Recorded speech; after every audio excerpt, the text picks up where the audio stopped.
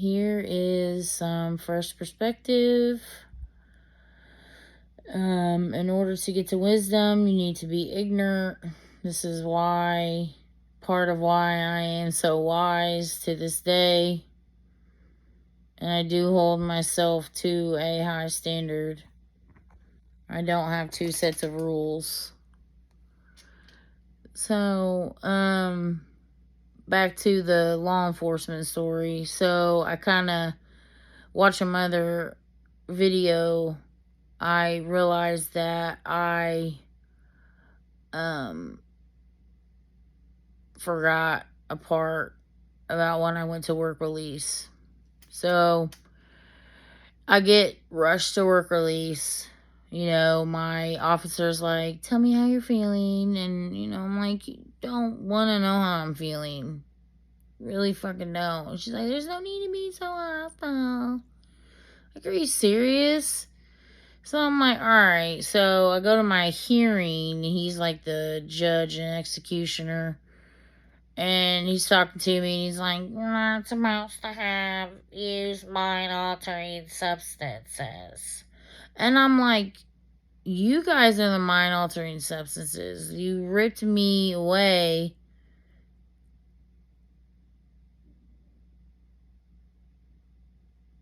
When I was supposed to come Monday. So what's the mind-altering substance here?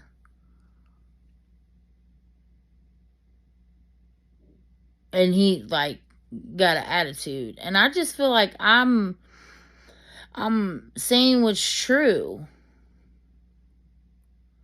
And, he pissed me off because he took my good time away. So I told him, I was like, look, I said, I feel like I said something like, wait till they find out. I said, wait till they find out you kidnap and keep women in your mom's basement. Wait till they find out about you. I was like, you'll be in jail. And that must have struck a nerve because I think that's when he took my good time away or something. I don't remember if it was before and that's what I said after. I'm pretty cutthroat. And then when I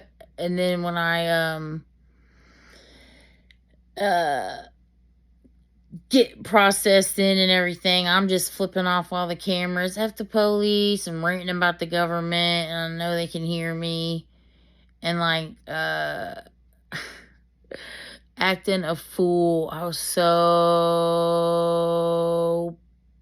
pissed. Obviously, like I said, a lot of it was at them and at myself because I should have never, obviously. But I used my time wisely while I was in there and really utilize the resources they give you for classes and stuff. And it really helps me continue my faith and give me some tools for not coping in unhealthy ways and be transparent about who you are, break away the molds that have been placed upon you. They want to the only thing I didn't agree with is they want to make you admit you're an addict. And I'm like, I'm not an addict. I can stop if I want to stop. And I did.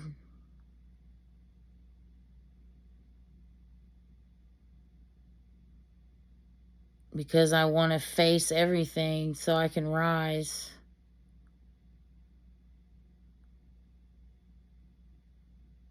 And so I'm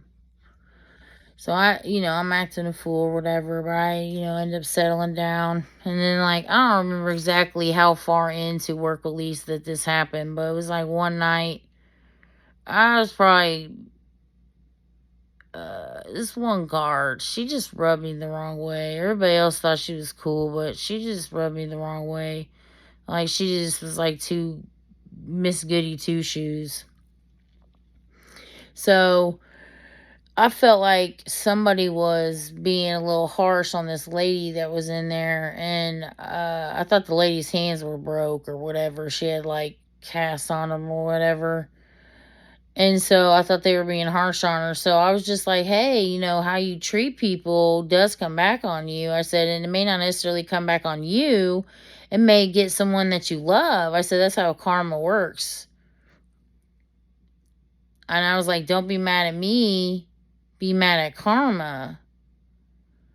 And she wrote me up saying I was threatening her.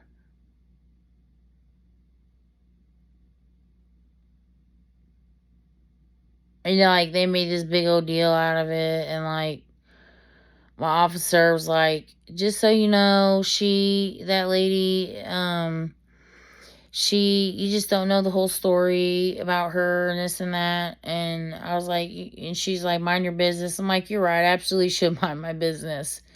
So that kind of taught me to mind my business. Well, come to find out, the lady's hands weren't broke. She was just making it all up. But,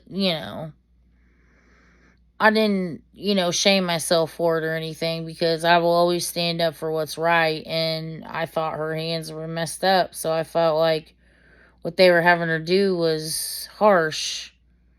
Anyway, so I'm minding my business after that, that's for sure. And so I could get the hell up out of there. Because obviously I learned that my mouth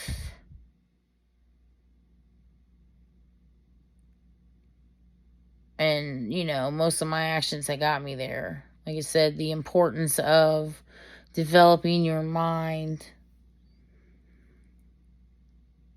and self-love. All the things that I did not have, I struggled with.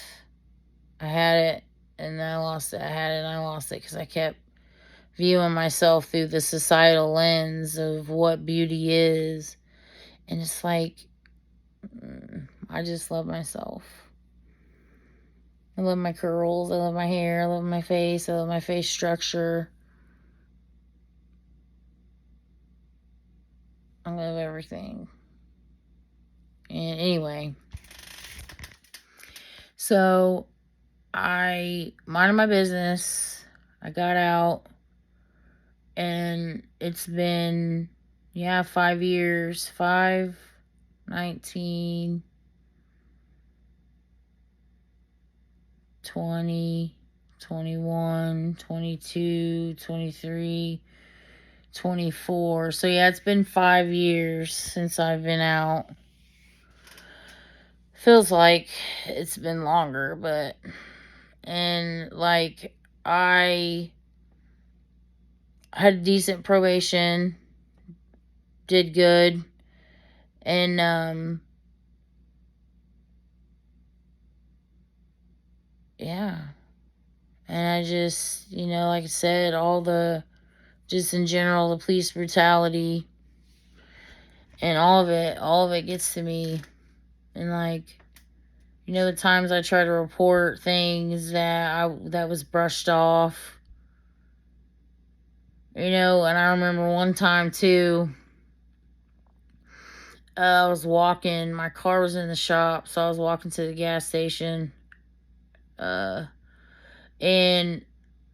my right side of my pelvis in 2019, in case you're just tuning in right now, I have a titanium plate and screws in my right side of my pelvis. And I did not realize how weak my body was. So I was kind of gimping. And I guess I must have stumbled in the street. Well, I guess somebody called, supposedly. Next thing I know, a cop is turning around to like flip his lights on at me. And he was like, oh, somebody reported public intox. They thought you might have been drunk. I was just checking on you, make sure you're okay. And I'm like, yeah, I'm fine. And I told him about my issue. And he was like questioning me and stuff. And like, next thing I know, another cop pulls up. There was like 3 of them. or more. I can't remember exactly how many, 3 or 4. Well, one of them's like standing off in the distance, and he's like got his hand on his taser and his gun, and I'm like, I asked him, I said, what's up with him? I'm like, why does he feel threatened? I'm the one that should feel threatened. There's 3 of you and 1 of me. I'm just walking to the gas station and walking home. I'm trying to do some physical therapy here on my leg. Is there a problem?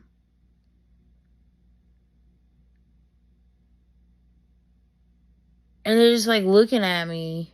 And he's like, oh, okay. You know, and I was like, do you guys want to give me a ride or something? Then can I go home? You know what I'm saying? And like, it was kind of funny as I'm as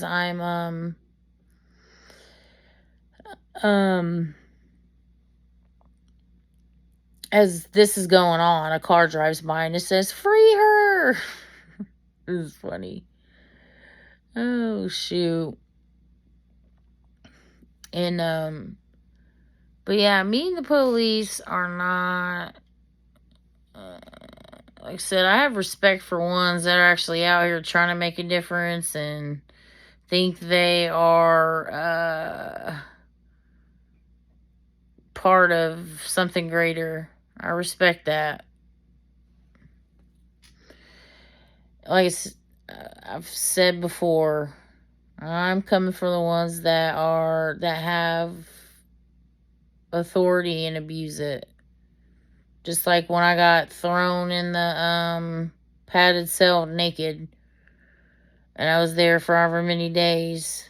They told me that they put me on suicide watch.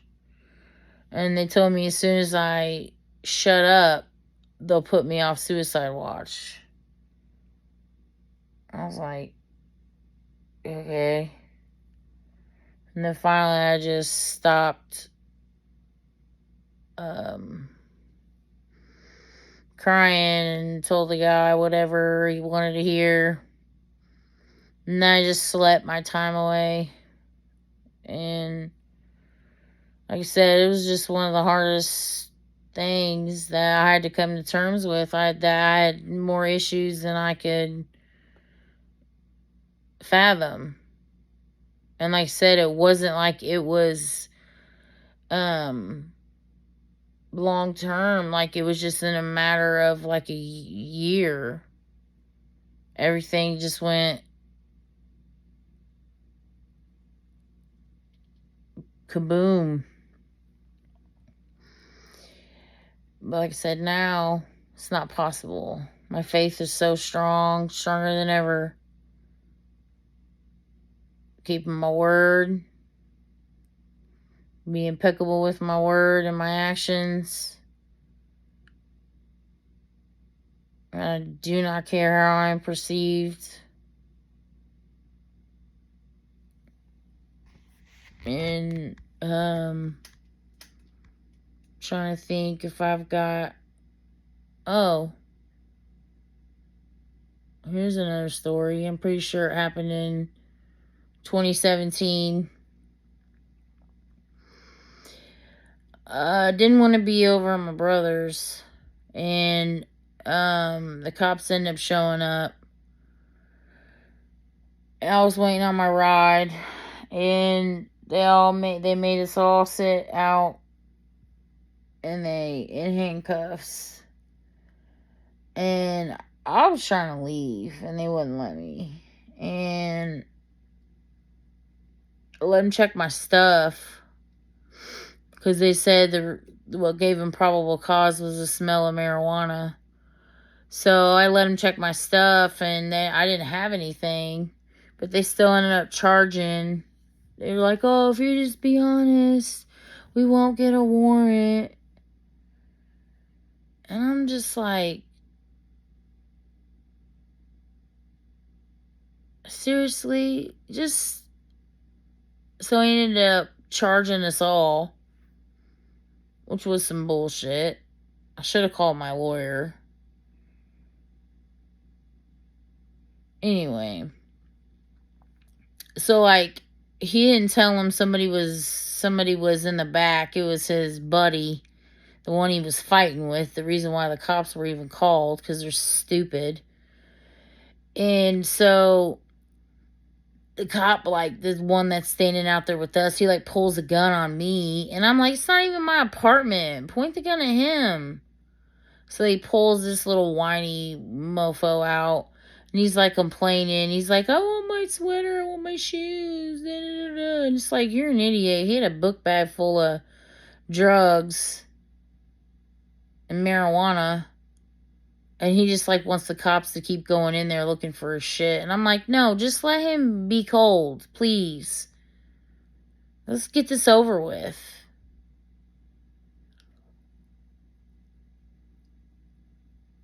My lawyer's like, oh, we'll just pay for a deferral. That was the dumbest thing ever. I didn't even do anything. And then the idiot that had the drugs that even the cops missed, he got his case dropped. I'm like, wow. Sound bitter, whatever, but that guy is a horrible person anyway. He has like 3 DUIs. And still would drink and drive, like be shit-faced and drive.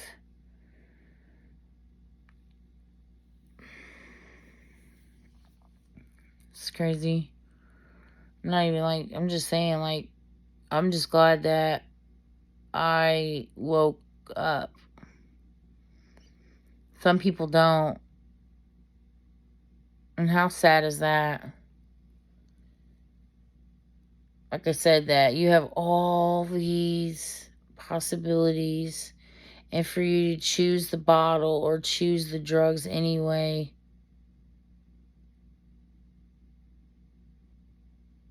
I'm here for you. Watch my videos. You gotta face it. You have to acknowledge that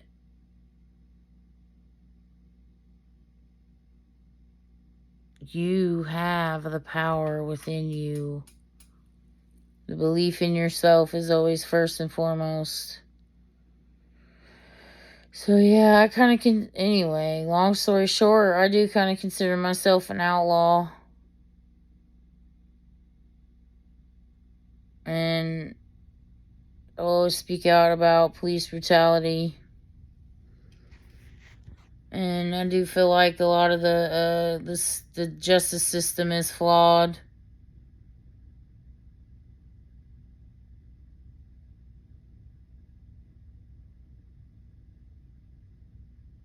And I do feel like first DUI should be a little harsher, so you won't, like I said, all around the justice system needs to be harsher. But again, you start removing all these other bigger issues, crime will stop doing itself.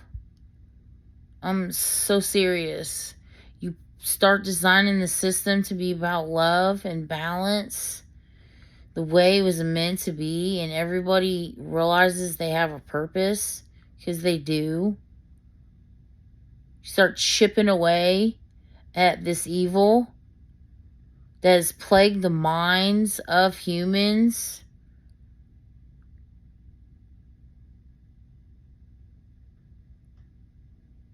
You'll see that it is about replenishment. And yeah, I'm gonna stop it there because I am rambling. But just know. Oh, one last little story about me in law enforcement. I remember one time I was riding, and I saw a black gentleman pulled over by a few cops. So I just pulled up next to him, rolled my window down, and I asked him if he felt safe and if he wanted me to stay there. I was just checking on him, and I just made sure my windows were down, and I was looking at them and talking to them too. And I knew they ran my plate. I wanted them to. I wanted them to see my name. I just want to, like, rattling cages, making some noise. I'm a noisemaker.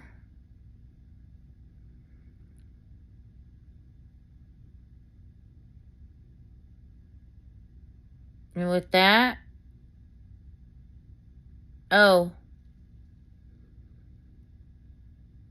one last thing. When I got sentenced for my second DUI, I got up on the stand and I was telling my story and I was talking.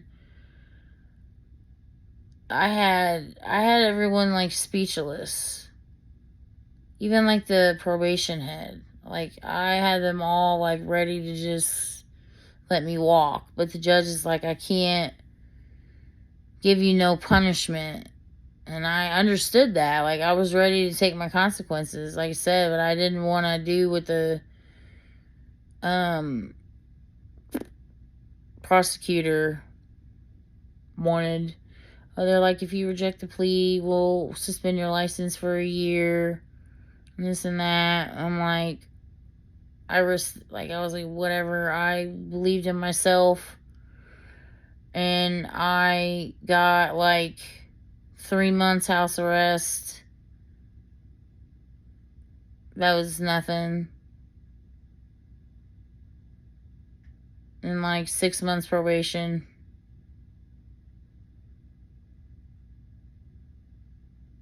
No community service. And I even, I forgot about this story too, and then I'll cut it short. When I was in Marion County, I got like 52 hours of community service, and I was like, I'm not working for free, and this and that. I was like, mad at everything. I was like, I'm not doing none of this. I did my panels, my drunk driving panels and stuff like that. But I was like, I'm not doing. I did some of the community service, and then I did some really good fudge, and I did some forgery. Made it look like I did the 52 hours, and I think I did like 20 something. So, I guess the lady ended up calling the places to verify it, and I only had like half of it. So, I ended up getting 30 more days on the breathalyzer, I think.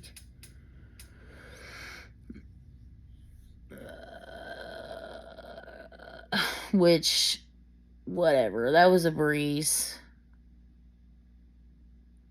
And I got blessed. Like, through all the chaos, I got blessed because I didn't have to do community service. I didn't have to do any more community service after that. That's a blessing. So like I said, I've, learned by fire, and thought I was taking a stand, but like I said, I only ended up hurting myself and turning it into empowerment and enlightenment, and again, the importance of controlling your anger, having self-discipline. And yeah, that's all I've got for tonight. And until next time, sorry about my crying, screaming child. He was fine. He was fine. I immediately put him in bed and he was done. He had no tears. And he doesn't wake up often. I think I was just talking too loud. My voice echoes down the hallway. So I came out in the garage this time. Alright. Until next time.